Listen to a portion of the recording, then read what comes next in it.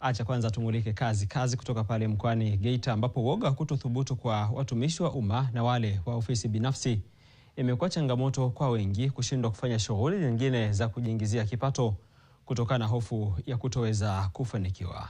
Nazareth Ndekia anatupitisha kwenye kazi kwa hii leo.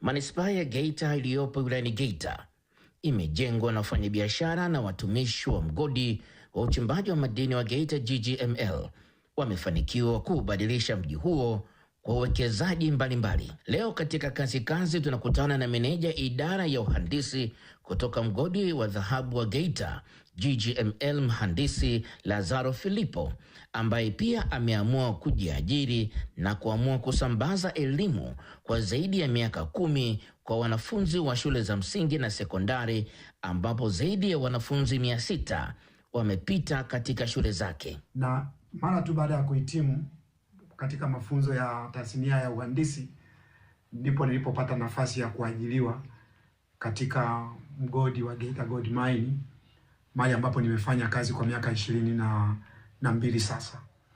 Na kwa nyakati zote na nyakati tofauti nimebaini na kugundua kwamba elimu ina uwezo wa kumbadilisha mtu. Elimu inaweza ikamfanya mtu akawa na nafasi katika jamii, katika taifa, bila kujali historia ya maisha yake ya nyuma. Ilipofika mwaka 2011 ndipo nilipopata wazo sasa, ikiwa mfanyakazi, la kujihusisha kwa undani zaidi kwenye kuelimisha jamii. Na kwa sababu hiyo ndio maana nikawa nimepata hamasa ya kuanzisha shule ya msingi. Na ilipofika mwaka 2021 ndipo tulipopata tena wazo la kuendelea na sekondari.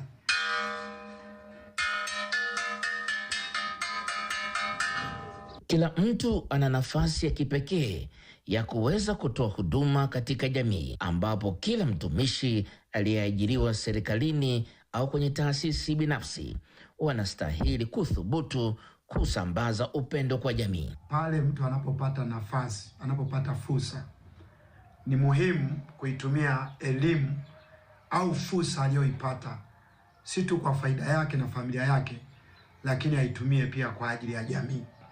Na kwa sababu hiyo, wito wangu kwa wafanyakazi, kwa wafanyabiashara wa maeneo mbalimbali ni kuweza kutumia kile wanachokipata kwa ajili ya kuelimisha jamii. Kwa bahati nzuri, serikali yetu imetengeneza mazingira ambayo ni rafiki na wezeshi kwa ajili ya watu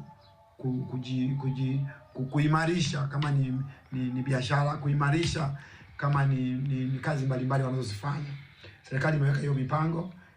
Ni muhimu kuwekeza, kwa sababu unapowekeza unawekeza kitu ambacho kitaendelea kuwepo miaka mingi baadaye, hata baada ya maisha yako kupita kwenye ulimwengu huu. Nikiripoti kutoka mkoani Geita, Nazareth Ndekia, TBC.